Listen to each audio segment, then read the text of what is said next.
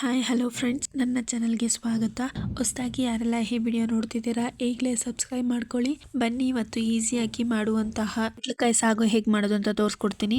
ತುಂಬಾ ರುಚಿಯಾಗಿರುತ್ತೆ. ಚಪಾತಿ, ಅನ್ನ, ದೋಸೆಗೆಲ್ಲ ತುಂಬಾ ಚೆನ್ನಾಗಿರುತ್ತೆ. ಖಂಡಿತ ಈ ರೆಸಿಪಿ ನಿಮ್ಗೆ ಇಷ್ಟ ಆಗುತ್ತೆ ತಿಳ್ಕೊಂತೀನಿ. ಇಷ್ಟ ಆಗಿದ್ರೆ ಲೈಕ್ ಮಾಡಿ, ಶೇರ್ ಮಾಡಿ ಹಾಗೂ ಕಮೆಂಟ್ ಮಾಡಿ. ಯಾವ ರೀತಿ ಮಾಡೋದು ಅಂತ ನೋಡೋಣ. ಮೊದಲಿಗೆ ಮಿಕ್ಸಿ ಜಾರ್ ತಗೊಂಡು ಸಣ್ಣದಾಗಿ ಕಟ್ ಮಾಡಿರುವಂತಹ ತೆಂಗಿನಕಾಯಿ, ಮೆಣಸಿನಕಾಯಿ, ಬೆಳ್ಳುಳ್ಳಿ, ಟೊಮೆಟೊ, ಸ್ವಲ್ಪ ಹುರ್ಗಡ್ಲೆ, ಸೋಂಪು, ಚಕ್ಕೆ, ಲವಂಗ ಇಷ್ಟನ್ನು ಹಾಕೊಂಡು ಪೇಸ್ಟ್ ಮಾಡ್ಕೊಳ್ಳೋಣ.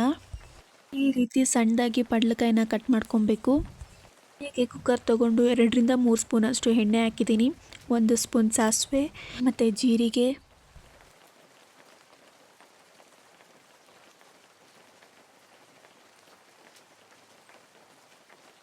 ಅದಕ್ಕೆ 1 ಈರುಳ್ಳಿನ ಸೇರಿಸ್ಕೊತಾ ಇದ್ದೀನಿ. ಜೊತೆಗೆ ಸ್ವಲ್ಪ ಕರಿಬೇವು ಕೂಡ ಸೇರಿಸ್ಕೊತಾ ಇದ್ದೀನಿ.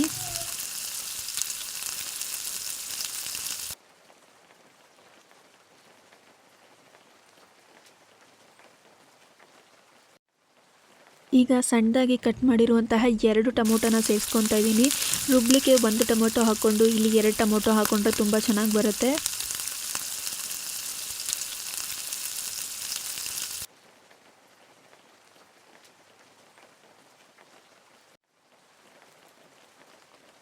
ಸ್ವಲ್ಪ ಅರಿಶಿನ ಸೇರಿಸ್ಕೊಳ್ಳೋಣ.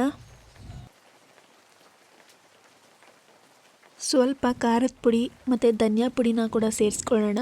ಮೆಣಸಿನ್ಕಾಯಿ ಹಾಕಿರೋದ್ರಿಂದ ಖಾರದ ಪುಡಿ ಸ್ವಲ್ಪ ಕಮ್ಮಿ ತಗೊಳ್ಳಿ.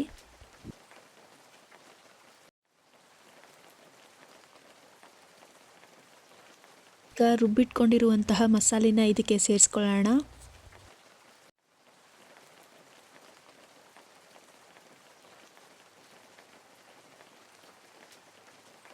ಇದಕ್ಕೆ ಕಡಲೆಬೇಳೆ ಹಾಕ್ಕೊಂಡ್ರೆ ತುಂಬ ಚೆನ್ನಾಗಿರುತ್ತೆ. ಅದರಿಂದ ನಾನು ಕಡಲೆಬೇಳೆನ ಸೇರಿಸ್ಕೊತಾ ಇದ್ದೀನಿ.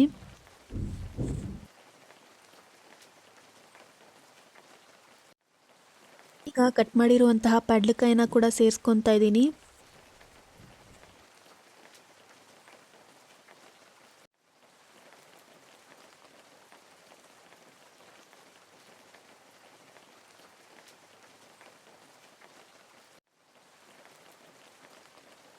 ಈಗ ಸ್ವಲ್ಪ ಜಾರ್ಗೆ ನೀರು ಹಾಕ್ಕೊಂಡು ಅದನ್ನು ಕೂಡ ಸೇರಿಸ್ಕೊತಾ ಇದ್ದೀನಿ. ಇನ್ನು ಸ್ವಲ್ಪ ನೀರನ್ನ ಸೇರಿಸ್ಕೊತಾ ಇದ್ದೀನಿ. ಗಟ್ಟಿಯಾಗಬೇಕು ಅಂದರೆ ನೀರನ್ನ ಸ್ವಲ್ಪ ಕಮ್ಮಿ ಸೇರಿಸ್ಕೊಳ್ಳಿ.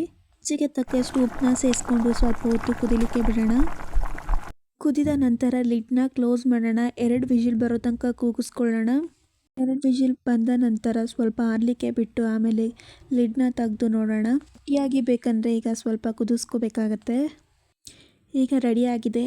ನೀವು ಒಮ್ಮೆ ಮನೇಲಿ ಟ್ರೈ ಮಾಡಿ ಹೇಗಿತ್ತು ಅಂತ ಕಮೆಂಟ್ ಮಾಡಿ ತಿಳಿಸಿ. ವಿಡಿಯೋ ನಿಮಗೆ ಇಷ್ಟ ಆಗಿದೆ ಲೈಕ್ ಮಾಡಿ, ಶೇರ್ ಮಾಡಿ ಹಾಗೂ ಸಬ್ಸ್ಕ್ರೈಬ್ ಮಾಡ್ಕೊಳ್ಳಿ. Thank you for watching.